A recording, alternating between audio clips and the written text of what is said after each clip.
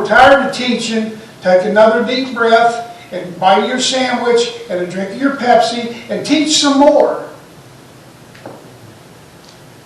It should be what we talk about at mealtime. Funny I should mention the sandwich. It should be what we talk about at our meal times, when we're around the table having dinner, lunch, breakfast. It should be what we're talking about when we're working. See, back then they were an agrarian society, so they're working in agriculture. So the thing is, they're out there working shoulder to shoulder with Dad. And Dad's out there reciting Scripture to them. And they're hearing this. And it's helping them to memorize it themselves. That's what we should be doing. We should be working shoulder to shoulder together, teaching them Scripture as we go along. It should be what we're talking about when we're relaxing. Now, I wish I could pull my feet up because I'm about to step on my own toes. Because usually when I'm relaxing, the boob tube is on. Don't roll your eyes at me, honey, I saw it. My second Holy Spirit over here is going to get on me. I turn the TV on. You know, I should be showing my children how to read Christian books. I should be teaching them that Bible study is important. And instead, sometimes I'm snapping on that TV. Ouch.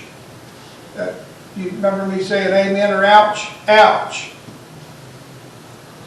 It should be the end of our day and the last things we say to each other before we drift off into restful sleep. Charles Spurgeon did a great devotional. And it's simply entitled Morning and Evening. That's just what he called it, was morning and evening. And each page has 2 devotions on it. One for the morning, you can read that one in the morning. And then at nighttime, you can sit down as you're relaxing and you can read another one. And it turns your heart and your mind back to God at the end of the day.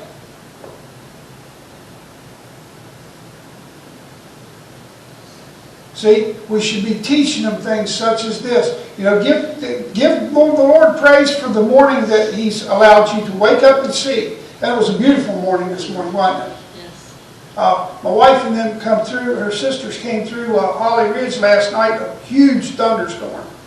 So it had to turn the flashers on and do like 30 miles an hour up the road. So it was just horrific. When they got here, she says, you know, God answered our prayer when we got here, so it was dry. She said, you know, there's nothing like thunder and lightning, God showing His awesome power to turn your heart and your mind back to Him. But it doesn't have to be a thunder and lightning moment. You know, sometimes we can just sit quietly and listen for that still small voice that Elijah heard. You know? So I want you to see here, this is the Jewish equivalent for evangelism. And we must diligently, diligent means that you're at it all the time. You don't stop. You don't get tired. You keep on going. And it's for the forefront of your mind. But we must diligently adopt this practice before it's too late. Number 4, our children must see that God, His Word, and His ways are forefront in our lives. You've seen the little Sunday school pictures of the little boxes that they would put on their fingertips, right? You saw that. Do you ever remember seeing that? Where the devout Jewish people would put the little boxes on their fingers? They would have Scripture in that, in those little boxes. They would also mount a big one in between on the forehead. The Pharisees were famous for this. And they would put that on there and they'd have them right on their fingers. These little boxes were called phylacteries. And they would put Scripture in them, and passages from the Torah would be in that. It gets better. Because at their houses, they had a little box out there by the doorpost of their house. See, most houses had like a little courtyard and they come in. Before you entered into the door, this little box would be there next to the door. It was called a mezuzah. And it would contain, written on sheepskin, it would contain the Mishnah. Hear, O Israel, the Lord our God, the Lord is one. And that was what it was. And when they would come in, they would touch that and say it and walk into the house. They did this because they took to heart what God was telling them. It says, you must write them on your fingers. You must put them as frontlets between your eyes. Did it ever occur to you that God didn't mean that? He didn't mean to actually do that. Here's what I'm going to tell you that God meant. God meant that everything you do with your hands ought to bring Him glory. The work of your hands was testimony to His glory and His honor. That's what He meant. He didn't mean put a box with Scripture between your eyes. He meant that Scripture should be so ingrained in your memory that you can recall it in tough times. And you can teach your children from memory what you've learned. That's what it meant. Okay?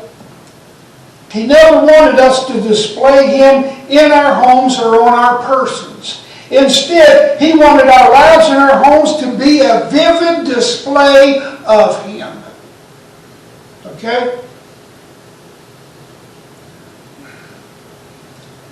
I think we've got one religious, and I hate to use the word religious, one religious painting in our house.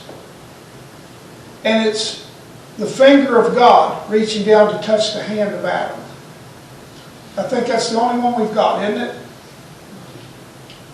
But we've got several scriptures hanging on the wall. Okay? Our home displays that we love God. It's a display of our love for God. Okay? We're not emblazoning it out there in the yard. We're not doing that, you know. But our home quietly tells you, hey, this is a godly home. There's no alcohol in my house other than rubbing alcohol, and we actually do rub it on our skin. Okay? We don't pour it through bread and drink it, as I did one time when I was a drunk. Okay? That's just telling you how bad I was. The first one of these things was an outward showing. See, they did that so the world could see it. The latter is an inner indwelling. See, I would rather people see the Lord living inside me than wearing Christian t-shirts and Christian hats and a big old cross around my neck. And bumper stickers, honk if you love Jesus on the vehicle. I'd rather them see what I'm doing for the Lord and say, hey, that guy's the real deal. So, what does God expect for us to leave as our greatest legacy possible? Okay? Number one, parents and dads especially, you must be teachable before you can teach. Man, I wish I'd heard an amen or two out of that, but I didn't. I'm just saying, we got to be teachable before we can learn to teach. Amen. Thank you. Thank you. We can't pour anything out of a bucket that's empty. Do you understand that? How much liquid do you get out of an empty bucket? About that much, right? So if you don't have anything in your bucket, you've got nothing to share.